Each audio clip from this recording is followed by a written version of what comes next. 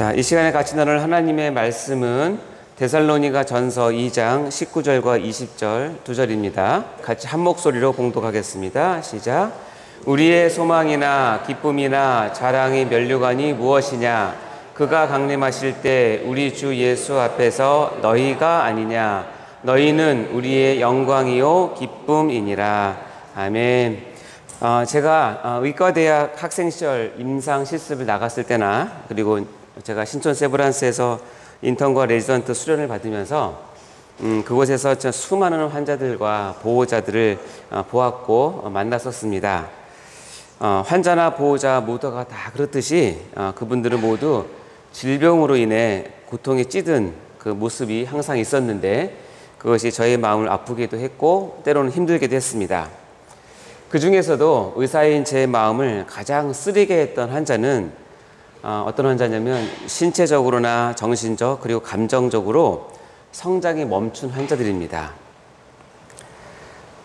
실제 나이에 걸맞지 않는 모습들이 환자에게서 너무나 자연스럽게 표출이 되고 있었습니다.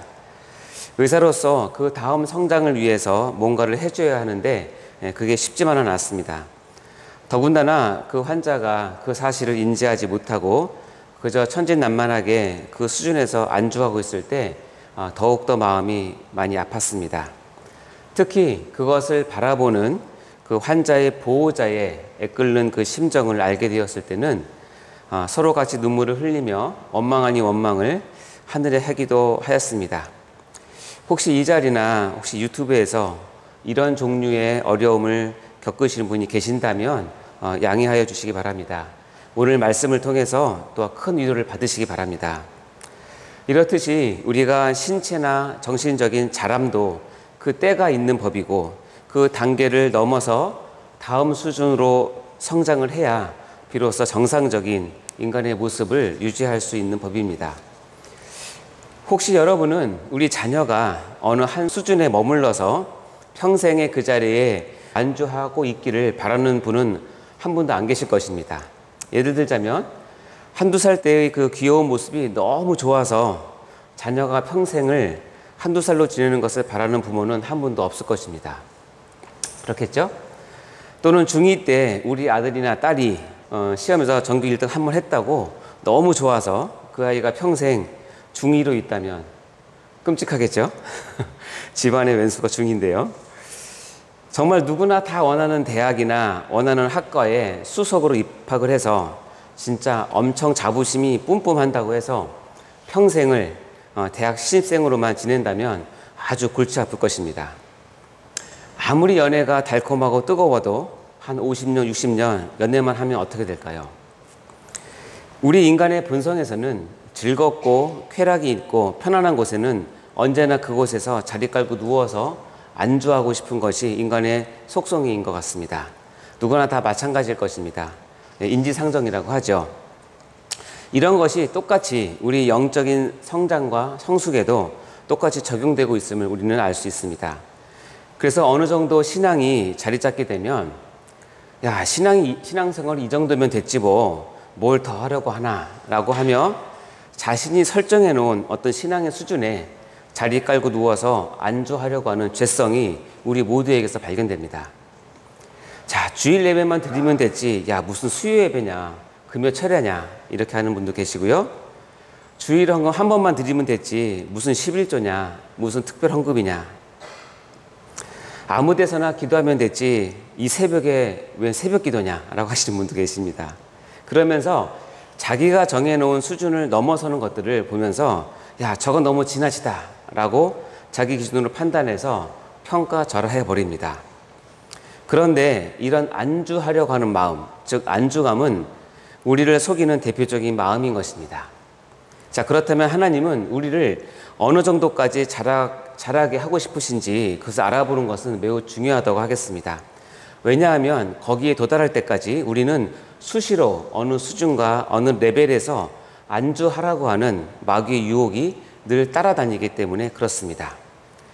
그래서 오늘의 설교는 속지 맙시다 시리즈 41번째 시간으로 안주감에 속지 맙시다 입니다. 우리 제목을 한번 읽어볼까요? 시작. 안주감에 속지 맙시다. 자, 먼저 오늘 설교 제목을 잘못 읽으시면 곤란합니다. 안주감에 속지 맙시다. 술 끄는 것도 서운한데 이제 안주도 제대로 못 먹는 거냐 하면서 불평하시면 안 됩니다. 안주감이 아닙니다. 여러분 다 아시겠지만 그거는 우리가 전에 좋아하던 술을 먹을 때 같이 먹던 음식을 안주감이라고 부르죠. 저도 술은 잘 못해서 안주바를 항상 세우던 사람으로서 여기서는 발음을 주의하셔야 됩니다. 안주감이라고 부드럽게 발음하셔야 됩니다. 자, 안주라는 것은 뭐 다 아시는 단어인데요. 사전적 의미로는 현재 상황이나 처지에 만족해서 한 자리에 자리 잡고 편안하게 살려고 한다는 것을 안주라고 합니다. 이 안주하려는 감성, 생각을 제가 그냥 안주감이라고 붙여본 것이 오늘 설교의 제목입니다. 자, 성경에 보면 이런 안주하려는 사람의 케이스가 보이는데요. 아마 대표적인 게 베드로인 것 같습니다. 우리 누가복음 9장 33절 봉독해 볼까요? 시작. 두 사람이 떠날 때에 베드로가 예수께 여짜오되 주여 우리가 여기 있는 것이 좋사오니 우리가 초막 셋을 짓되 하나는 주를 위하여 하나는 모세를 위하여 하나는 엘리야를 위하여 하사이다 하되 자기가 하는 말을 자기도 알지 못하더라. 다 아시겠지만 이 사건은 베드로가 변화산상에서 예수님과 더불어 모세와 엘리야를 정말 환상 중에 보면서 너무나 황홀하고 너무 좋아서 이 산에서 안주하려고 하는 모습을 보입니다. 그런데 이런 말을 하는 사람의 정신 상태를 성경은 어떻게 표현합니까? 자기가 하는 말을 자기도 알지 못한다라고 표현을 합니다. 그러니까 말도 안 된다는 얘기죠. 자, 그럼 우리 신앙의 여정에서는 무엇이 최종의 단계 또 최고의 수준이라고 할 수 있을까요? 어떤 사람들은 기도를 잘하는 것이 최고라고 여기기도 합니다. 뭐 금식 기도나 방언 기도 등이 있으면 최고라고 여기죠. 어떤 분들은 직분을 얻는 것이 또 최고라고 생각을 합니다. 집사, 안수집사, 권사, 장로 등의 직분이 지금 자기 신앙 수준을 보여준다고 스스로 안주하곤 합니다. 어떤 이는 자기가 맡고 있는 사역과 그 성취감을 또 최고라고 여기기도 합니다. 그런데 오늘 읽은 본문 말씀에서는 그런 것들이 아니고 분명한 한 가지를 제시하고 있습니다. 데살로니가전서 2장 19절 20절 말씀 다시 한번 우리 봉독하겠습니다. 시작. 우리의 소망이나 기쁨이나 자랑이 면류관이 무엇이냐? 그가 강림하실 때 우리 주 예수 앞에 너희가 아니냐? 너희는 우리의 영광이요 기쁨이니라. 아멘. 예수님께서 재림하셔서 우주의 마지막 시간을 정리하실 때 재림주이시자 심판주이신 예수님께서 인정하시는 최고 수준의 신앙은 바로 너희라고 하는 사람들이라는 것입니다. 이 너희는 사도 바울이 평생에 걸쳐서 전도하고 양육하고 목회를 해서 얻은 사람들, 즉 이웃의 영혼들이라는 것입니다. 이 일을 위해서 사도 바울은 지금 자신의 인생을 걸고 목표이신 예수님을 향해서 뒤도 돌아보지 않고 달려갔다고 고백을 합니다. 우리 그 고백을 한번 들어보시겠습니다. 빌립보서 3장 12절부터 14절 말씀인데요. 읽겠습니다. 시작. 내가 이미 얻었다 함도 아니요 온전히 이루었다 함도 아니라 오직 내가 그리스도 예수께 잡힌 바 된 그것을 잡으려고 달려가노라.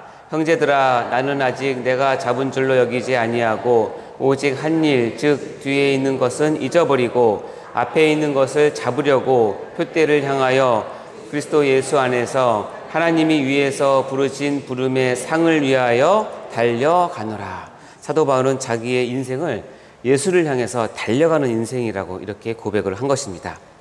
사도 바울은 어느 한 곳에 안주하지 않고 그런 어느 한 직책이나 즐거운 경험에 매몰되지 않고 오직 하나님께서 원하시는 최고의 수준의 것을 드리기 위해서 안주하기는커녕 뒤도 돌아보지 않고 표대를 향해 전력으로 달려갔다는 것입니다.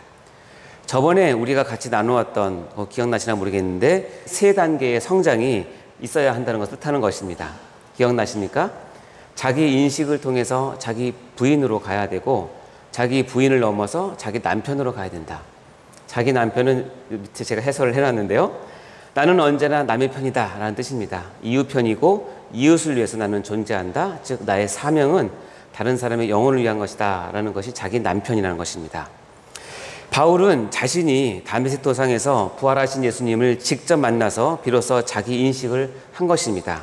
그리고 이 자기 인식의 단계에 머물며 평생 나는 예수님과 교회를 핍박했던 죄인이라고 신세한탄하면서 지낸 것은 절대 아니었습니다.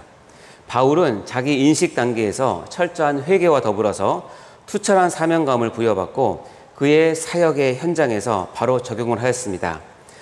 그래서 단계를 뛰어넘은 것이죠. 그래서 그 다음 단계에서 자기 부인이라고 하는 과정을 통해서 교회 사역의 현장에서 자신을 다듬어가는 데 전심을 다한 것입니다. 이 과정에서는 무수한 고난과 핍박이 있었는데 이 과정을 자기 부인을 통해서 감당해 나간 것입니다. 이것은 놀라운 사명자의 모습인 것입니다. 그러나 바울은 이 자기 부인의 단계에 머물러 있는 것도 아닙니다. 그는 이를 바탕으로 해서 자기 남편, 즉 자신을 다른 사람 위해 헌신하고 드리는데 삶의 목적을 세우는 데까지 이릅니다. 이를 바탕으로 바울은 다른 사람을 돌보는 것을 제자들에게 명령하기도 합니다. 빌립보서 2장 4절 말씀인데요. 읽어볼까요? 시작. 각각 자기 일을 돌아볼 뿐더러 또한 각각 다른 사람들의 일을 돌보아 나의 기쁨이 충만하게 하라. 이와 같이 자기 남편의 단계에 이르러서야 비로소 우리는 다른 사람의 일을 자기 일처럼 돌아보며 그 영혼을 세우는 것이 얼마나 소중하고 그리고 이것만이 하나님 앞에서 그 마지막 날에 보여드릴 소중하고 유일한 열매라는 것을 깨닫게 되는 것입니다.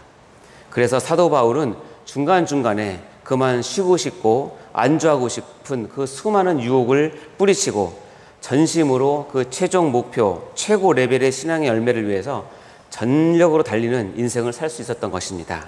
절대 뒤를 돌아보거나 주저앉아 안주하라고 하는 마귀의 속임수에 넘어가지 않고 신앙을 지킨 것입니다. 사도 바울은 이런 고백을 합니다. 디모데후서 4장 7절 8절 말씀입니다. 시작. 나는 선한 싸움을 싸우고 나의 달려갈 길을 마치고 믿음을 지켰으니 이제후로는 나를 위하여 의의 면류관이 예비되었으므로 주 곧 의로우신 재판장이 그날에 내게 주실 것이며 내게만 아니라 주의 나타나심을 사모하는 모든 자에게도니라. 아멘. 자, 바울이 지금 달려갔던 길을 지금 여러분 달려가고 계십니까? 바울은 어느 한 지점에서 안주하지 않고 끝까지 믿음을 지켰다고 했는데 우리는 지금 혹시 어느 한 지점에서 여기가 좋사오니 하면서 두 다리 쭉 뻗고 안주하고 있지는 않으신지요?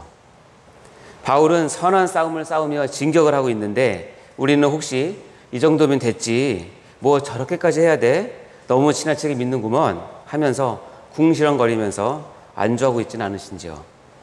혹시 여러분이 그런 안주감에 빠져 있다면 이제 벌떡 일어나십시오. 아직 갈 길이 많이 남아 있습니다. 자신의 신앙 세계에서 벗어나서 이제는 다른 사람들에게 관심을 가지고 나의 전부를 자기 남편이라고 하는 사명을 감당하기 위해서 집중해 보지 않으시겠습니까? 다시 한번 말씀드리지만 이것만이 우리가 이 땅에서 남길 수 있는 유일한 믿음의 열매라는 것을 꼭 기억하시고 마음에 새기시기 바랍니다. 사랑하는 성도 여러분, 마귀는 끊임없이 우리에게 지금 그 신앙의 자리에서 안주하라고 유혹을 합니다. 거기가 편하다는 것입니다. 적당히 하나님도 섬기고 세상의 맛도 볼 수 있는 좋은 위치라고 꼬십니다. 그러나 마귀는 알고 있습니다. 어차피 구원받을 주의 백성이니까 마귀가 구원을 못 받게는 할 수 없으니 그 하나님의 백성들이 안주감에 빠져서 그 믿음의 열매들을 절대 못 맺게 하는 것이 마귀가 할 수 있는 최대의 사역이라는 것을 말입니다. 그러나 여러분 절대 지금 그 자리에 안주하시면 안 됩니다. 하나님께서 슬퍼하십니다. 하나님께서 예수 그리스도의 핏값을 주고 구속하신 백성들에게 원하는 것이 있답니다. 그걸 우리의 삶에서 맺힐 때까지 하나님은 끊임없이 우리에게 은혜를 주시면서 그 열매를 요구하십니다. 오늘 본문 말씀입니다. 데살로니가전서 2장 19절 20절 다시 한번 읽겠습니다. 시작. 우리의 소망이나 기쁨이나 자랑의 면류관이 무엇이냐? 그가 강림하실 때 우리 주 예수 앞에 너희가 아니냐? 너희는 우리의 영광이요 기쁨이니라. 이 말씀에서 너희가 바로 여러분이 되셔야 합니다. 그리고 동시에 여러분도 이 너희를 키워내고 교육해내고 양육해내고 전도해내셔야 합니다. 이 너희가 바로 우리의 소망이자 기쁨이자 자랑의 면류관이고 궁극적으로 나의 영광이 되기 때문에 그렇습니다.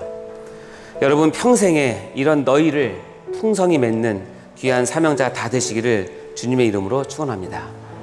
기도하겠습니다. 하나님 아버지 감사합니다. 저희가 인생의 이 마라톤과 같은 길에서 어느 한 곳에 쉬고 싶고 다리를 펴고 안주하고 싶은 마음이 굴뚝 같지만 주님께서 보이신 그 목표를 향하여 우리가 나아갈 때에 하나님 우리에게 힘 주시고 능력 주셔서 안주하지 않고 하나님께로 달려나갈 수 있도록 도와주시옵소서. 그래서 우리의 삶을 통해서 우리의 믿음을 통하여서 아버지 하나님 우리에게 주시는 그 귀한 영혼의 열매들을 주렁주렁 맺혀서 마지막 날에 하나님께 올려드리며 하나님께 칭찬받는 우리 모두가 다 될 수 있도록 인도하여 주시옵소서. 우리가 안주하고자 할 때에 우리 자신을 쳐서 복종하며 우리의 바울의 모습처럼 마지막까지 끝까지 믿음의 경주를 이겨나가는 저희 모두가 될 수 있도록 축복하여 주시옵소서. 감사드립니다. 예수님 이름으로 기도하옵나이다.